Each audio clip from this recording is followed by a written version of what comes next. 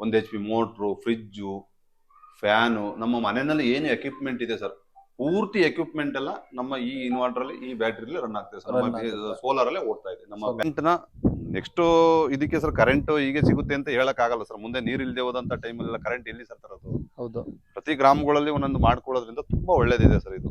ಬಳಿಂದ ಬಂದದನ್ನ ಏನ್ ಮಾಡಿದೀನಿ ಅಂದ್ರೆ ನಾನೆಲ್ಲ ಸೀರೀಸ್ ಕನೆಕ್ಟ್ ಮಾಡ್ಕೊಂಡಿದ್ದೀನಿ ಸರ್. ಇದನ್ನ ಪ್ಯಾರಲಲ್ ಮಾಡಿಲ್ಲ, ಸೀರೀಸ್ ಕನೆಕ್ಟ್ ಮಾಡಿದೀನಿ ಸರ್. ಇದನ್ನ ಒಂದು ಪ್ಯಾನಲ್ ಇಂದ ಇನ್ನೊಂದು ಪ್ಯಾನಲ್, ಇನ್ನೊಂದು ಪ್ಯಾನಲ್ ಇನ್ನೊಂದು ಸೀರೀಸ್ ಮಾಡಿ 2 ವೈರ್ನ ತಂದಿದ್ದೀನಿ.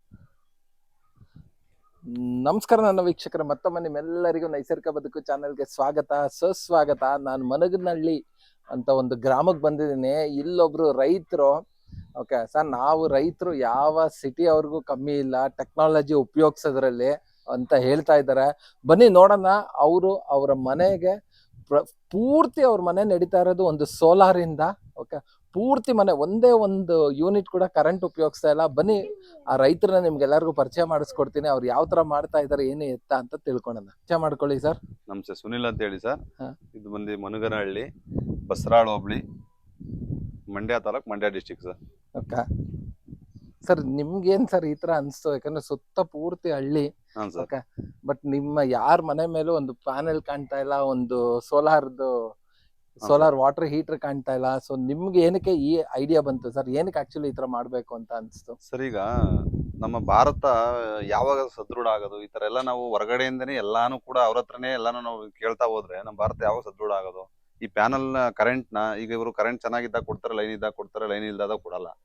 ಈಗ ನಮ್ಮ ಮನೆಗೆ ಬೇಕಾದಂತ ಕರೆಂಟ್ ನ ನಾವೇ ಜನರೇಟ್ ಮಾಡ್ಕೊಂಡ್ರೆ ಗೌರ್ಮೆಂಟ್ ಕೂಡ ನಾವು ಇದನ್ನ ಮಾಡ್ಬೋದು ಅನ್ನೋ ಒಂದು ಕಾನ್ಸೆಪ್ಟ್ಗೆ ಇಲ್ಲಿ ಮಾಡಿದೀನಿ ಸರ್. ನಾನು ನೋಡ್ತಾ ಇದ್ದೀರಾ ಸರ್ ನೀವು ಕೂಡ.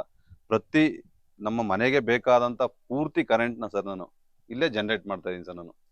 ಓಕೆ ಸರ್, ಪೂರ್ತಿ ಪ್ರತಿಯೊಂದು ನಮ್ಮ ಇಂಪ್ಲಿಮೆಂಟ್ ಗಳೆಲ್ಲ ನಮ್ಮ ಇದರಿಂದ fridge, washing machine, anyone sir, ಒಂದು ಮೋಟ್ರು, 1 HP ಮೋಟ್ರು, ಪ್ರತಿಯೊಂದು ಮನೇಲಿ ಪೂರ್ತಿ ಎಲ್ಲ ಓಡ್ತಾ ಇದೆ ಸರ್. ಇದರಲ್ಲಿ ಯಾವ್ದು ಕೂಡ ನಾವು ಕರೆಂಟ್ ತಗೊಂತಾ ಇಲ್ಲ ಸರ್. ನಾವು ಅವೈಲಬಿಲಿಟಿ ಮಾಡ್ಕೊಂಡಿಲ್ಲ. ನಮ್ಮ ಮೇನ್ಸ್ನೇ ಆಫ್ ಮಾಡ್ಬಿಟ್ಟಿದೀವಿ ಸರ್. ಜಸ್ಟ್ ಎಮರ್ಜೆನ್ಸಿಗೆ ಯಾವಾಗಾರ ಒಂದ್ಸರಿ ಇದಾದಾಗ ಅಷ್ಟೇ ಸುಮ್ಮನೆ ಇಟ್ಕೊಂಡಿದೀವಿ ಸರ್. ಅಷ್ಟೇ ಫ್ರೀ ಇರೋದ್ರಿಂದ ಸುಮ್ಮನೆ ಇಟ್ಕೊಂಡಿದೀವಿ. ಈಗ ಎಲ್ಲ ಪ್ರತಿಯೊಂದು ಇದ್ರಲ್ಲೇ ನಡೀತಾ ಇದೆ ಸರ್. ನಮ್ಗೆ ಪೂರ್ತಿ ಕರೆಂಟ್ ಇದ್ರಲ್ಲೇ ಚಾರ್ಜ್ ಆಗ್ತಾ ಇದೆ ಸರ್. ಚಾರ್ಜ್ ಆಗ್ತಾ ಇದೆ. Super sir. ನೋಡಿದ್ರಲ್ಲ ಸರ್ ನೀವು ಕೂಡ, ಪೂರ್ತಿ ಚಾರ್ಜ್ ಆಗ್ತಾ ಇದೆ ಸರ್. ಮತ್ತೆ ಹಿಂದೆಗಡೆನೂ ಕೂಡ ಇದಕ್ಕೆ ಏನ್ ಬೇಕಾದಂತ ಇದನ್ನೆಲ್ಲ ನಾವೇ ಇಲ್ಲೇ ಮಾಡ್ಕೊಂಡಿದೀವಿ ಸರ್. ಇದನ್ನೆಲ್ಲ ನಾವೇ ಇನ್ಸ್ಟಾಲೇಷನ್ ಕೂಡ ಮಾಡಿದೀವಿ ಸರ್. ನೀವೇ ಇನ್ಸ್ಟಾಲೇಷನ್ ಮಾಡ್ಕೊಂಡಿರೋದು? ಹೌದು ಸರ್, ಪೂರ್ತಿ ಇನ್ಸ್ಟಾಲೇಷನ್ ಎಲ್ಲ ನಾನೇ ಮಾಡ್ಕೊಂಡದ್ದು ಸರ್. ಇದನ್ನ ಬರೀ just panels, structure, inverter, battery, anyone ಎಲ್ಲ ತರಿಸ್ಕೊಂಡು ಪೂರ್ತಿ ಸೆಟಪ್ ನಾನೇ ಮಾಡಿದ್ದೆ ಸರ್. ಒಬ್ಬನೇ ಮಾಡಿದ್ದೀನಿ ಸರ್ ಇದನ್ನ. ಜಸ್ಟ್ ಒಬ್ರು ಕೂಡ ಸಪೋರ್ಟ್ ಕರ್ಕೊಳ್ಳೋದಂತೆ. ಬಟ್ ಪ್ಯಾನಲ್ಗೋಸ್ಕರ ಬರೀ ಎತ್ತಿ ಇಟ್ಕೊಳಕ್ ಒಬ್ಬನ ಸಪೋರ್ಟ್ ಕರ್ಕೊಂಡು ಉಳಕ್ಕೆ ಎಲ್ಲ ಪೂರ್ತಿ ಎಲ್ಲ ನಾನೇ ಮಾಡ್ಕೊಂಡಿ ಸರ್.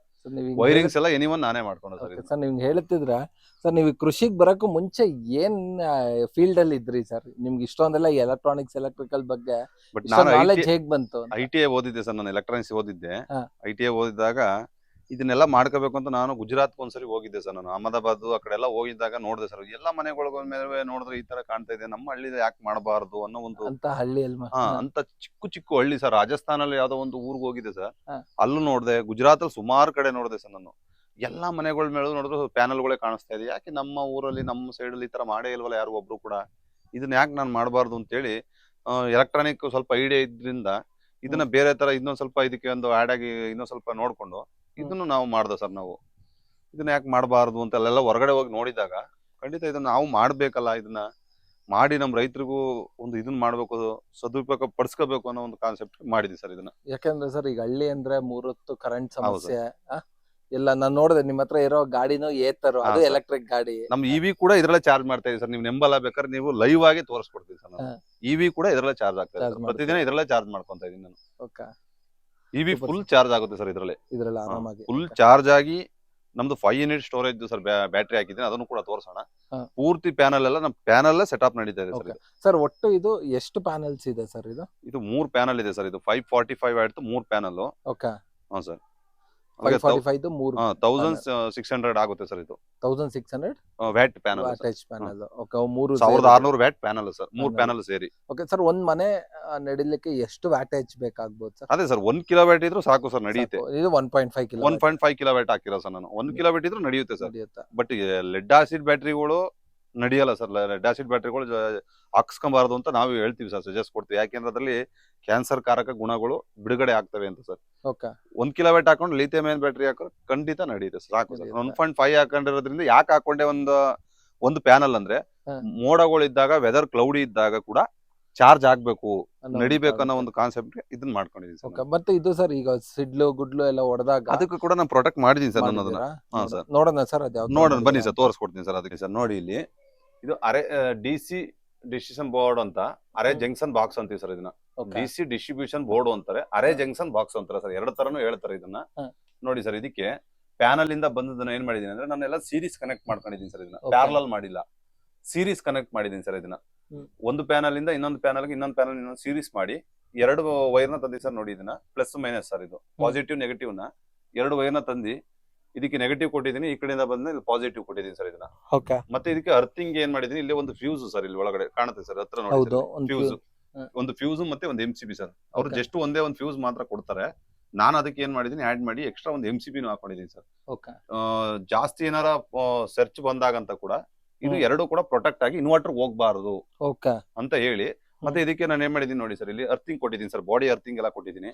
ಮತ್ತೆ ಪ್ಯಾನಲ್ ಅರ್ಥಿಂಗ್ ಕೂಡ ಕೊಟ್ಟಿದ್ದೀನಿ ನೋಡಿ ಸರ್ ಬೋರ್ಡ್ಗೆ. ಇದರಿಂದ ಬಂದಂತ ಇದು ಕೂಡ ಅಲ್ಲಿ ನೋಡಿ ಸರ್ ಕಾಣಿಸ್ತಾ ಇದೆ, ಪ್ಯಾನಲ್ ಅರ್ಥಿಂಗ್ ಕೂಡ ಕೊಟ್ಟಿದ್ದೀನಿ.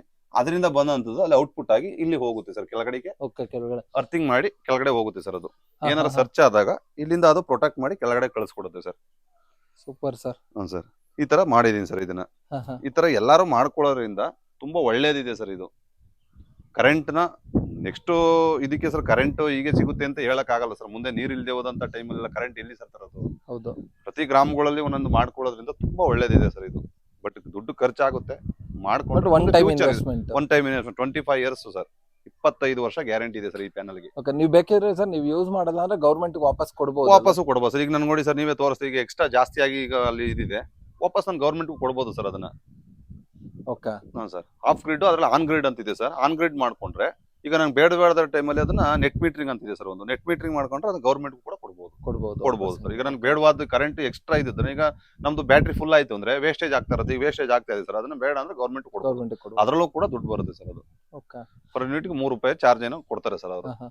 ನೋಡೋಣ ಸರ್ ನಿಮ್ಮ ಆಫ್ಲೈನ್ ಯೂನಿಟ್ ಕೆಳಗಡೆ ಏನೇನೆಲ್ಲ ಬ್ಯಾಟ್ರಿ ಇದೆ ಅಂತ ನೋಡೋಣ ಸರ್. ಹಾ ಸರ್, ಮೇಲ್ಗಡೆ ನಿಮ್ಮ ಪ್ಯಾನಲ್ಸ್ ತೋರಿಸಿದ್ರಿ, ಅಲ್ಲಿಂದ ಎಲ್ಲಿಗೆ ಬರುತ್ತೆ ಪವರ್ ಏನಿತ್ತು ಅಂತ ತೋರಿಸ್ಬೋದು ನೋಡಿ ಸರ್. ಅಲ್ಲಿಂದ ಬಂದಂತ ವೈರು ಇಲ್ಲೇ ಬರುತ್ತೆ ಸರ್. ಇಲ್ಲಿ ನೋಡಿ, ಇಲ್ಲಿ ಮಾಡಿದ್ವಿ, ಇಲ್ಲಿ ಬಂದು ಇಲ್ಲಿಂದ ನೋಡಿ ಸರ್, ಇಲ್ಲಿ 2 DC ವೈರು ಸರ್. ಇದು ಹೌದು, DC ವೈರು. 2 DC ಪ್ಯಾನಲ್ ಇಂದ ಬಂದಂತ ವೈರು ಇಲ್ಲಿ ಪ್ಯಾನಲ್ ಬಂದು ಇಲ್ಲಿಂದ ಕನೆಕ್ಟ್ ಮಾಡಿ, ಇಲ್ಲಿಂದ DC ಇಂದ AC ಆಗಿ ಇದು ಕನ್ವರ್ಟ್ ಮಾಡಿ ಬ್ಯಾಟ್ರಿಗೆ ಲೋಡ್ ಮಾಡ್ಕೊಡುತ್ತೆ ಸರ್. ಅದು ಪ್ಯಾನಲ್ ಒಂದು ಬ್ಯಾಟ್ರಿನೂ ಇದೆ ನಿಮ್ದು? ಹಾ ಸರ್, ಇದು ಬ್ಯಾಟ್ರಿ ಬಂದಿ ಸರ್. ಇದು ಮಾಮೂಲಿ ಬ್ಯಾಟ್ರಿ ಅಲ್ಲ, ಲಿಥಿಯಂ ಅಯನ್ ಪೆರೋಫಾಸ್ಫೇಟ್ ಬ್ಯಾಟ್ರಿ ಅಂತ ಸರ್. ಇದು ನೋಡಿ ಸರ್, ಇದು 51.2 100Ah ಲಿಥಿಯಂ ಅಯನ್ ಪೆರೋಫಾಸ್ಫೇಟ್ ಬ್ಯಾಟ್ರಿ ಅಂತ. ಆಕ್ಚುಲಿ ಇದು EV ಬ್ಯಾಟ್ರಿಗಳಲ್ಲಿ, ನಮ್ಮ ಎಲೆಕ್ಟ್ರಿಕ್ ಬ್ಯಾಟ್ರಿಗಳಲ್ಲಿ ಯೂಸ್ ಮಾಡುವಂತ ಬ್ಯಾಟ್ರಿ ಸರ್. ಇದು ಇಂಡಸ್ಟ್ರೀಸ್ಗೆ ಯೂಸ್ ಮಾಡುವಂತ ಬ್ಯಾಟ್ರಿ ಇದು. ಹಾ ಸರ್, ಇಂಡಸ್ಟ್ರೀಸ್ಗೆ ಯೂಸ್ ಮಾಡುವಂತ ಬ್ಯಾಟ್ರಿ. ಹಾ ಸರ್, ತುಂಬಾ ಇದಾಗಿದೆ ಸರ್. ಇದು ಮಾಮೂಲಿ ಬ್ಯಾಟ್ರಿಲಿ ಏನಂದ್ರೆ, ಅದರಲ್ಲಿ ಲೆಡ್ ಆಸಿಡ್ ಬ್ಯಾಟ್ರಿಗಳೆಲ್ಲ ಏನಂದ್ರೆ, ಅದು ಆಸಿಡ್ ಏನಾಗುತ್ತೆ ಅಂದ್ರೆ ಅದು ಚಾರ್ಜ್ ಆಗಿ ಅದ್ರಲ್ಲಿ ಏನಾಗುತ್ತೆ ಅಂದ್ರೆ ಅದು ಒಂದು ಕ್ಯಾನ್ಸರ್ ಕಾರಕ ಅಂಶಗಳನ್ನ ಬಿಡುಗಡೆ ಮಾಡ್ಕೊಡುತ್ತೆ. ಯಾಕೆಂದ್ರೆ ಅದು ಚಾರ್ಜ್ ಆಗಿ ಜಾಸ್ತಿ ಅದರಲ್ಲಿ ಅಂಶ ಬಿಡುಗಡೆ ಆಗ್ತಾ ಇರ್ತದೆ. ಅದು ಕುದ್ದಿ ಒಳಗಡೆ ಗ್ರಾವಿಟಿ ಅಂತಾರೆ ಅದನ್ನ. ಆ ಗ್ರಾವಿಟಿ ಏನಾಗುತ್ತೆ ಅಂದ್ರೆ ಕುದಿತಾ ಇರುತ್ತೆ ಅದು. ಹಿಂಗೆ ಆ ನೀರ್ನ ಕುದ್ದಿ ಅದೇನಾಗುತ್ತೆ ಅಂದ್ರೆ ಅದು ಆ ಬಿಡುಗಡೆ ಮಾಡಿದಾಗ ಅದು ಕ್ಯಾನ್ಸರ್ ಕಾರಕ ಗುಣನ ಬಿಡುಗಡೆ ಮಾಡ್ಕೊಡುತ್ತೆ. ಅರ್ಧ ಜನಕ್ಕೆ ಸರ್ ಇದರಿಂದ ಕ್ಯಾನ್ಸರ್ ಬರುತ್ತೆ ಅಂತ ಸ್ವಲ್ಪ ಮನವರಿಕೆ ಕಡಿಮೆ ಆಗಿದೆ.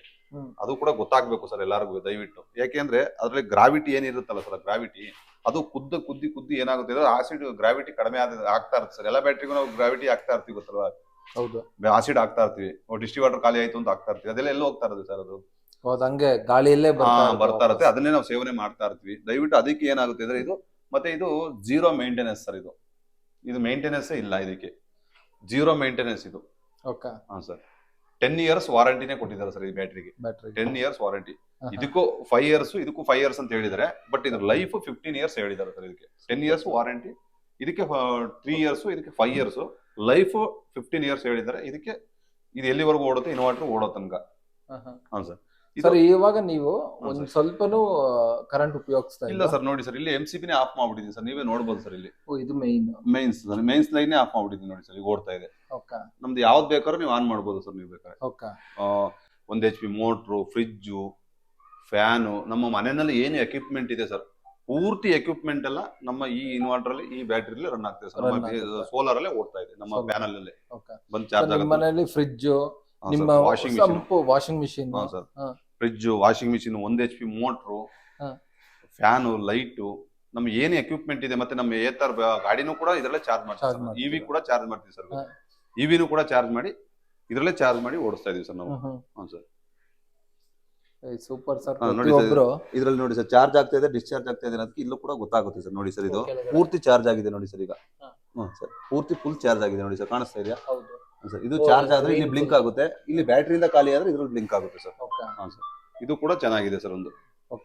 ಹಾಂ ಸರ್, ಸಖತ್ ಸರ್. ನೋಡಿ ಸರ್, ಇಲ್ಲಿ ಸೋಲಾರ್ ಇಂದ ಚಾರ್ಜ್ ಆಗ್ತಿದೆ ಅನ್ನೋದು ಕೂಡ ಡಿಸ್ಪ್ಲೇ ಬರ್ತಾ ಇದೆ ಸರ್ ಅಲ್ಲಿ. ಮೇಲಿಂದ ಚಾರ್ಜ್ ಆಗ್ತದೆ ಅಂತ ಸರ್. ಪ್ರತಿಯೊಬ್ರು ರೈತರು ಇದೇ ಯೋಚನೆ ಮಾಡ್ಬಿಟ್ರೆ ನಮ್ಮ ಮೋದಿ ಅವ್ರ ಕನ್ಸು ಎಲ್ಲಾ ಹಳ್ಳಿನೂ ದಿಲ್ಲಿ ಆಗೋದ್ರಲ್ಲಿ ಏನ್ ಜಾಸ್ತಿ ದೂರ ಇಲ್ಲ ಸರ್. ನಿಜವಾಗ್ಲೂ ನಿಮ್ಮಂತ ಓದಿರೋ ಅಂತವ್ರು ಈ ತರ ಹಳ್ಳಿಗ್ ಬಂದು ಸೊ ಈ ತರ ಎಲ್ಲಾ ಮಾಡ್ತಾ ಇರೋದು ನಿಜವಾಗ್ಲೂ ಒಂದು ತುಂಬಾನೇ ಖುಷಿಯಾದಂತ ವಿಚಾರ ಸರ್.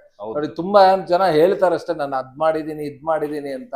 ನಿಜವಾಗ್ಲೂ ನೋಡಿ ತುಂಬಾನೇ ಖುಷಿ ಆಯ್ತು ಸರ್. ನಿಮ್ದು ಇದೇ ತರ ಒಂದಷ್ಟು ಸಾಕಷ್ಟು ಎಲ್ಲಾ ಪ್ರಯತ್ನಗಳಿಗೂ ಯಶಸ್ಸು ಸಿಕ್ಲಿ ಸರ್. ನೋಡಿದ್ರಲ್ಲ ವೀಕ್ಷಕರೇ, ಯಾವ ತರ ಇತ್ತು ಇವರ ಮನೆಯನ್ನ, ಪೂರ್ತಿ ಮನೆಯನ್ನ ಸೋಲಾರ್ ಅಲ್ಲಿ ರನ್ ಆಗ್ತಾ ಇರೋದು. ಇದು ಯಾವುದೇ ರೀತಿ ಪ್ರಮೋಷನಲ್ ಆದಂತ ವಿಡಿಯೋ ಅಲ್ಲ, ಒಬ್ರು ರೈತರು ಇದನ್ನ ಮಾಡಿದ್ದಾರೆ ಅನ್ನೋದನ್ನ ತೋರ್ಸೋದು ನನಗೆ ಆಕ್ಚುಲಿ ಒಂದು ತುಂಬಾ ಹೆಮ್ಮೆಯ ವಿಚಾರ. ಸೊ ಅದಕ್ಕಾಗಿ ಮನಗ್ನಳ್ಳಿಗೆ ಹುಡಿಕೊಂಡ್ ಬಂದೆ ನಾನು.